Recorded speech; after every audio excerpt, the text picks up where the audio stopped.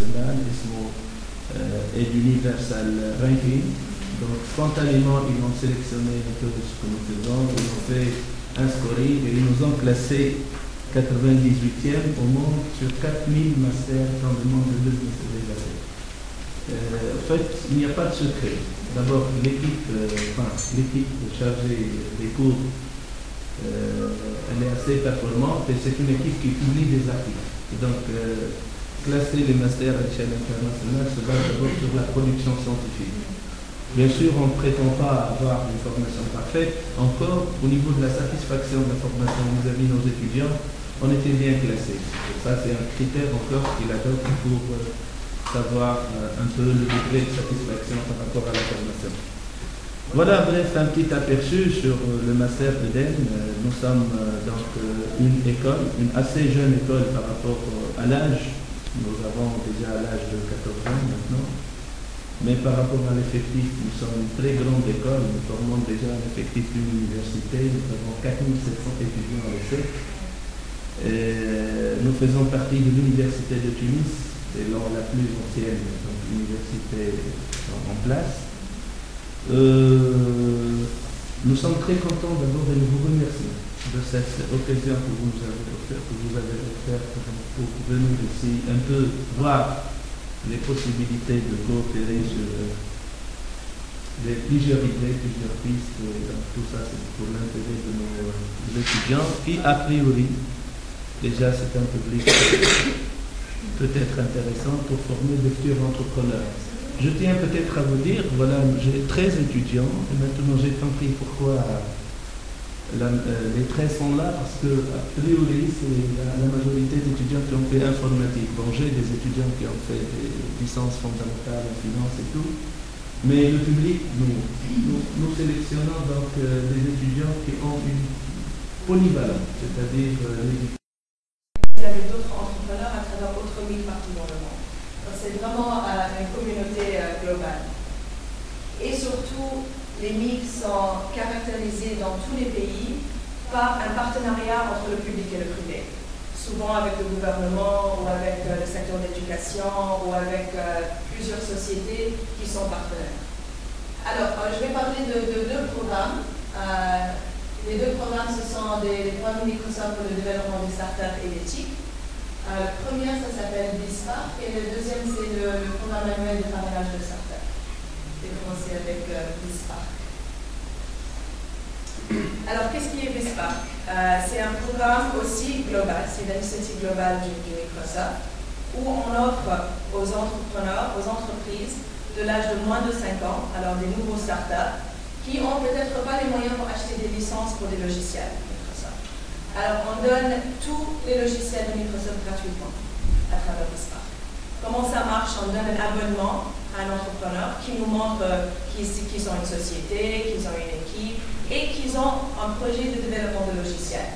Parce que s'ils ne sont pas en train de développer de logiciels, en fait, tous ces logiciels qu'on va offrir, ça ne sert à rien. Donc, c'est assez particulier. On voit avec eux. Après, on leur donne cet accès gratuitement pendant 3 ans. Chaque année, il faut renouveler le membership BISPARC pour continuer à avoir accès à tous ces logiciels gratuitement. Ce qui est génial, c'est que même l'entrepreneur, peut-être le chef d'entreprise, il a jusqu'à 10 abonnements à donner à ses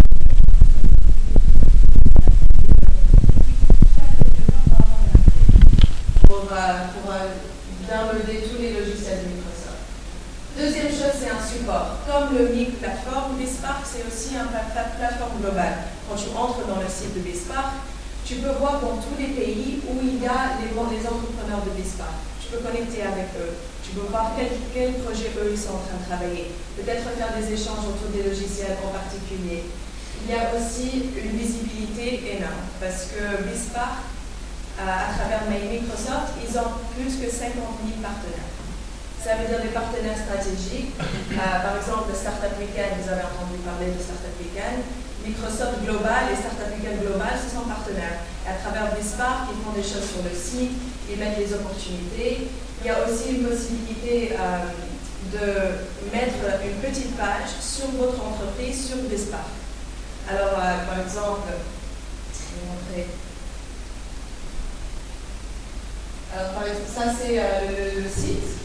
Et quand tu lances la carte mondiale du BizSpark, tu peux voir où se trouvent toutes les sociétés.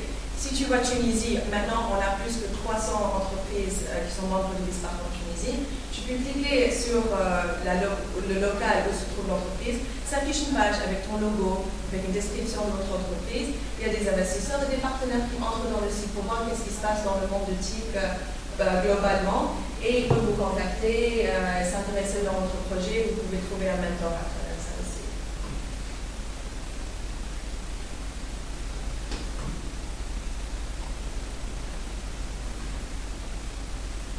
Alors aussi, à travers BizSpark, dès que vous êtes un BizSpark Startup de Microsoft, on organise aussi des formations. De temps en temps, ce qu'on fait, c'est on contacte les entrepreneurs qui sont des BizSpark entrepreneurs de Microsoft. On dit, est-ce qu'il y a un logiciel ou une formation particulière que vous cherchez à approfondir votre connaissance?